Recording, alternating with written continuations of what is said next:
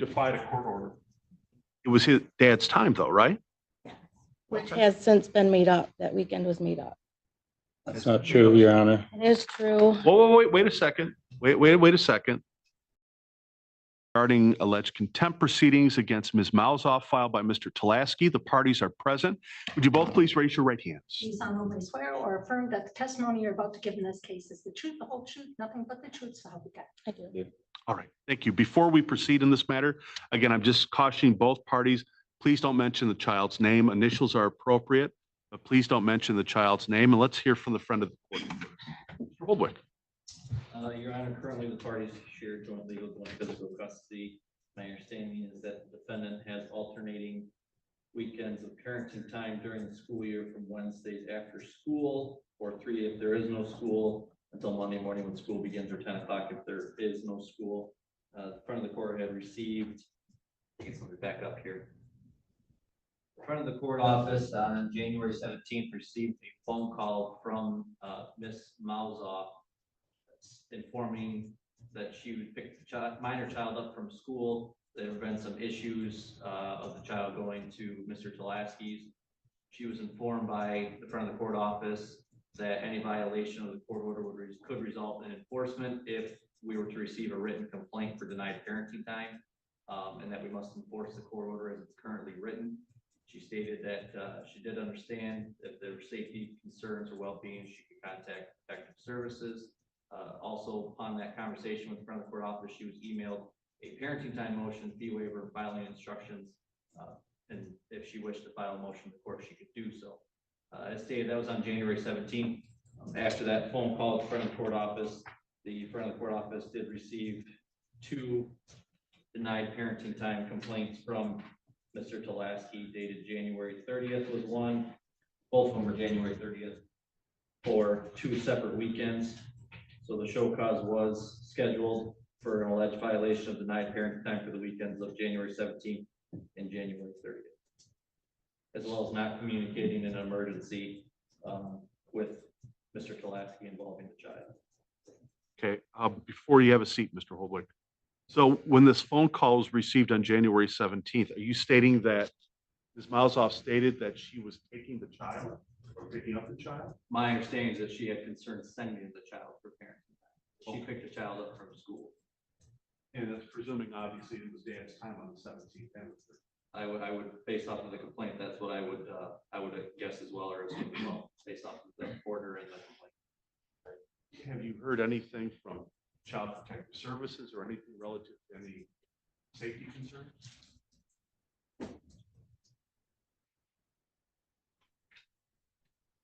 Review this, Your Honor. I'm not aware of any protective services involvement. Yeah, and Ms. Schultz is confirming that we're not aware that we've received any requests for information from All protective right. services. And the reason I asked the question, and either you or Ms. Schultz can correct me, but if there's some serious emergency issue regarding a child going to another parent and Child Protective Services gets involved, isn't it true that on when you have significant matters like that, most times Child Protective Services will contact the front of the court office? They will contact the front of the court office. Any investigation, they'll contact us. Any requesting okay. what court orders exist or copies of them. Serious inquiries, they will contact us and speak with one of us to state concerns or maybe an interim arrangement, safety plan, things of that nature. Does not change the court order if a written complaint is brought based off of that, but they do contact us if there are significant issues. And as you stated, there's been no contact. To our knowledge, we've not been contacted. Correct. Either situation, if they're looking for parenting time orders or for Correct. emergency. Correct. Okay, thank you. Tulaski, what's going on here, sir? On January 17th, Your Honor, there was a tournament, a hockey tournament, and it was in Notre Dame, Indiana. The Cherish had asked me on January 5th if Ethan could be registered to go, and I did tell her that we had plans, or I had a birthday party planned for my younger son, T, and that he would not be going. She's harassed me about letting E go and putting E in the middle, having him call me, try to negotiate something with me. But I was adamant that we had a birthday party planned for T and that wasn't possible. And that and was then- your time, correct? Yes, sir. And correct me if I'm wrong, but didn't we address this hockey issue before? Yes, sir, Your Honor. And I know it may sound cold to individuals who may not have to deal with custody or parenting time orders. A child may have an interest in a particular field. It could be 4-H, it could be farming, it could be a job, it could be sports, it could be anything like that. But when the child's with the other parent during that parent's either custodial or parenting time, that parent controls what happens. Yes, sir, Your Honor. And that's what you're relying upon here, correct? Yes, sir. So you're alleging not only, did you see the child at all on the weekend of the 17th? I did have him the 15th and 16th. And then when I went to pick him up, Were you supposed to have him the 15th and 16th? yes, sir, Your Honor. Okay. Oh, pick him up from school. Yes, sir. And did you see the child the weekend you're supposed to have the child? No, sir, Your Honor. I had T, but not E. Okay. What about the 30th? The 30th, I supplied the school with the divorce decree and then highlighted all my days. And E was supposed to go to the office because I was afraid of this happening again. But when I went to the school to get E on the 30th, he had gone out the back of the school. And then Cherish had taken custody of him then. So you're saying that the child was with mother that weekend as well? Well, that Wednesday on the 30th, E was with her. I did, however, pick T up. And then on the 31st, I had my daughter pick E up 15 minutes prior to him being dismissed. So that couldn't happen again because she had planned on taking E on the 31st too. 31st would have been a Thursday or Friday? Thursday, I believe, Your Honor. Friday. Okay. So for the second weekend, you're not alleging that you missed the whole weekend. How many days did you claim? 1 day, Your Honor. 1 day. I saw Mr. Holbrook spring up all of a sudden. Yeah, just for the record, Your Honor, looking at the complaints and looking at the calendar, regarding child E, it's between the 2 weekends, I believe it's a total of 4 overnight. Total of 4? Okay. Anything else you want to tell me before I go to? No, sir, Your Honor. Okay, thank you. All right, so Ms. Malzo, how do you respond to this? Contrary to the allegations that Ryan is making, my actions have always been for the best interest of both children. The last time we were in court was October 4th, and I explained to everybody then that Ethan's mental health, he was not in a good, he was not in a good place. Emotional breakdowns, he started doing poorly in school. And from October to January, it had gotten worse. He talked about hurting himself, feeling trapped when he was at his dad's, not wanting to live anymore. So with that in mind, if that is true, then why did you not file a motion for change of custody and or parenting time? Well, I tried therapy first. And when I tried to talk to Brian about it, and I didn't get anywhere then. And so as far as that weekend goes, on Monday, Ethan took it upon himself to call Brian And, We're not gonna go on what the child. okay, said. I'm talking about your actions. okay, Let's just talk about your actions. okay, So you're alleging mental health concerns. yes. Okay, so the proper way of doing that is to file a motion with the court Mhm, and not defy court orders. mhm. You defied a court order. What's attached to this is the app close information, which indicates E called me from, this is from you, E called me from school, pleaded for me to pick him up. He begged you to let him go, referring to this hockey tournament. Mhm. So, and then you put in mental health part here, but it was his dad's time though, right? Which Okay. has since been made up. That weekend was made up. That's not true, Your Honor. It is true. Wait a second. Wait a second. We'll address that in a moment. We'll address it in a moment. But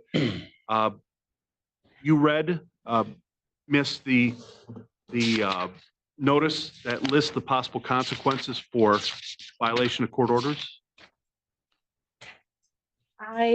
On that day, I was stuck. No, I'm asking you, when you received your notice from the friend of the court's office regarding today's show cause, did you review that?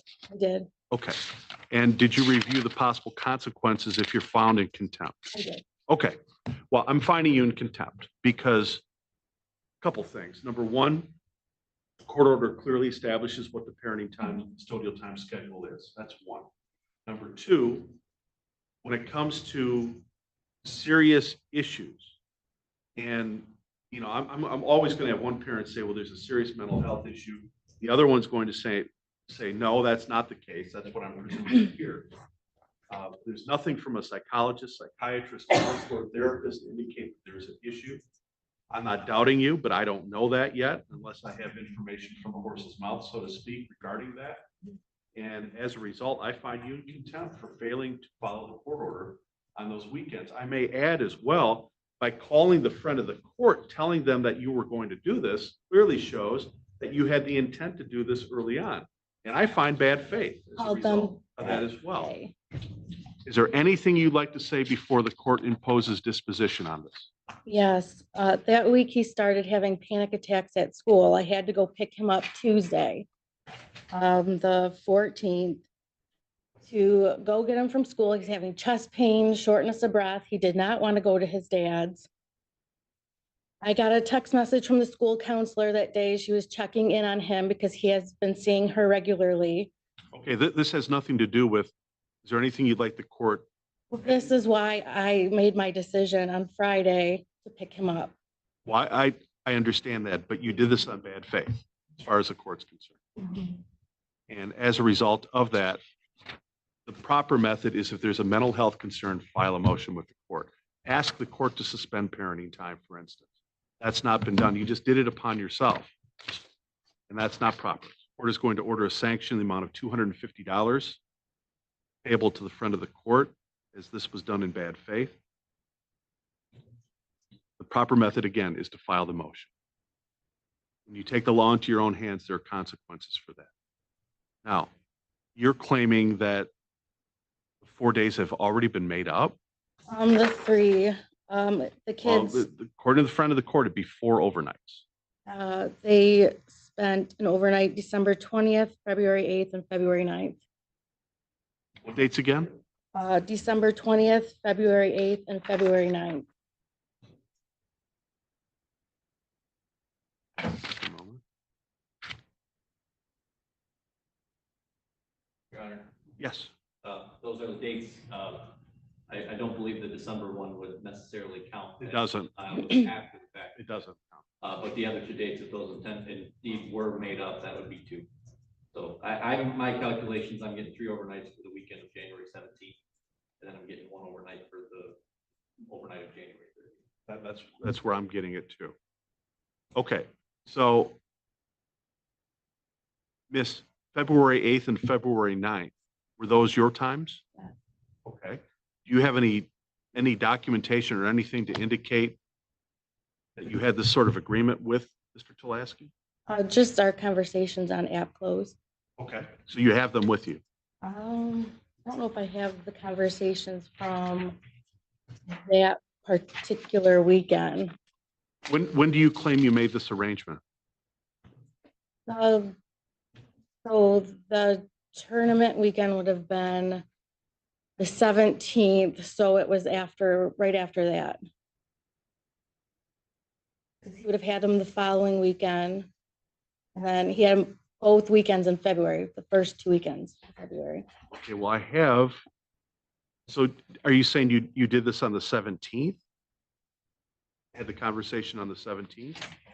We had a conversation the week prior to the 17th. He said that Ethan E could go that weekend if I gave him every other week in February, because the children are often used as bargaining chips. And Okay, well, I want to yes, get to, and so I just want to get that to your. didn't work. That didn't work for me, giving up every other week. Oh, So all right, then Miss, you're, after the 17th. excuse me, Yes. please, you're getting off the beaten path here. I'm trying to figure out when you had conversation with Mr. Tulaski about February 8th and 9th. It would have been right after that weekend then, because the first suggestion didn't work for me.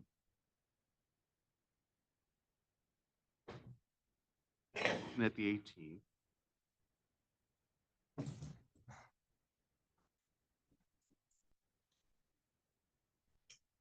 I don't see that nap close, but it may not have been provided to begin with. Sir, did you have the child on February 8th and February 9th? Yes, sir, Your Honor. But that was to enable her to take Ethan to a tournament the following week on my weekend. So she provided me both E and T on her weekend. Yes, sir. So did you have your weekend the next weekend? I still had my weekend. T went with her to a tournament and excuse me. Tournament. Right. E went with her to a tournament on my weekend and So you lost that whole weekend? just with T. Or just with E, I'm sorry. That makes more sense. Okay. But that had nothing to do with the dates in question. Yes, please. Looking at the calendar, Your Honor, what I'm hearing is that the parties agreed to switch the weekend of February 7th and 8th for the weekend of February 14th and 15th. Yes.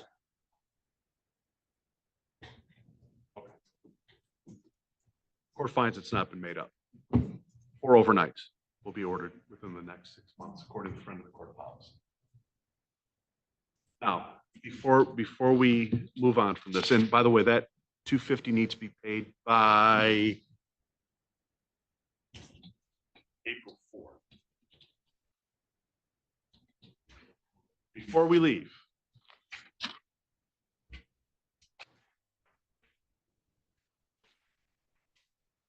first, I'm glad to hear no one was injured in the traffic crash, according to my review of the file. But I want to make sure this is not on the screen. Sir, can you see that? Yes, sir, Your Honor. Who's in the picture? That would be my son, T. Is that a proper way to restrain the child? No, sir, Your Honor. Don't let it happen again. Could I explain myself, Your Honor? No, I just said, please don't let it happen again. Okay. That's it. It appears to be on a roadway. There's brake lights on. It is pulling out of the parking lot at the school. And she did send me that picture and I did send her the explanation behind it. And he was, before we reached 53, back in his seatbelt. He Your needs to Honor. be in the seatbelt anytime the vehicle's moving. He does from time to time like to slip out of them, as all kids. And my saying when I put the boys in the vehicle is buckle up, Chuck. So they do tend to want to holler out the window at their friends But I will put a stop to that. Thank you. Lock the back window so it doesn't open. It is, Your Honor. Child needs to be restrained. I don't want to see that happen again. Okay. Best interest of the children. That'll be all. Thank you. Can I say something, Your Honor? Yes. In regards to his second motion that he filed for the 29th, I had gotten a phone call from CPS on Wait, what second motion are you referring to? when I picked E up from school on the 29th. He says it was the 30th, but it was the 29th. It's not a second motion, just the second motion. Oh, the second weekend? It was the one night. I had gotten a phone call on the 24th from CPS saying that there was an open investigation against Brian. And I met with them on the 28th, and they told me what the allegations were. And part of the safety plan was to keep doing what I was doing and just, But where is the CPS worker to testify to that? You have to have the CPS worker Okay. here.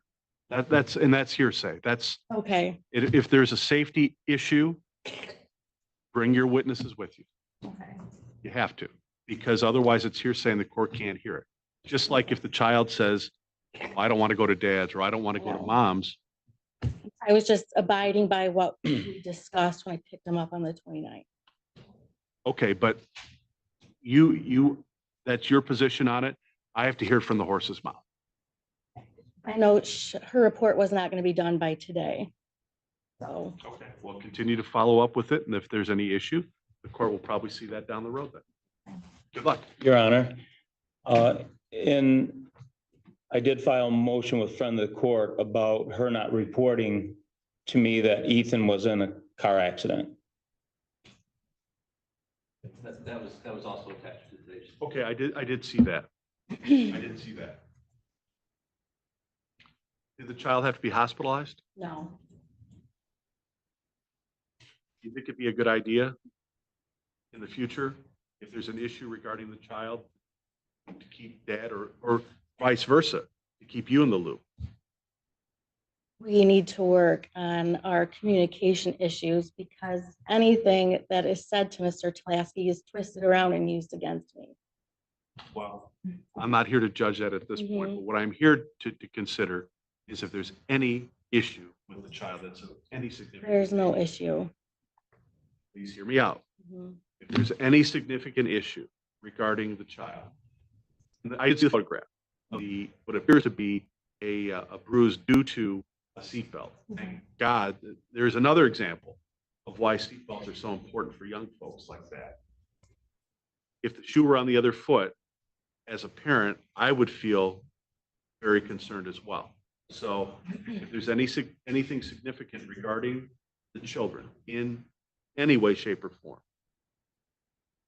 it takes 2 seconds to get on app close and say, this is what happened. Because take it, just for instance, and hypothetically speaking, not each of you, but if I and my bride had a child in common, ex-bride, in my example, though I'm not divorced, but I get the child back and I see a huge bruise on the backside, front side of the child, wherever the bruise may be, and I haven't heard from the parent, the other parent who had the child during that time frame, I'd be extremely concerned. And so you're right, the parties have to communicate better. And that's why app close is so important. It just takes 2 seconds. We were involved in a traffic crash. There will be a bruise on him due to the traffic crash because of the seatbelt. No medical treatment was sought. He's fine. He was evaluated, whatever the case may be. And then there's no arguing about it because you let him know. Vice versa, you would let her know in the same situation. Absolutely. So that's how I treat that motion. You have to communicate. And it doesn't need to be twisted, turned around against anyone. It's the best interest of these children. That's what it comes down to. We're done on this issue. Good luck to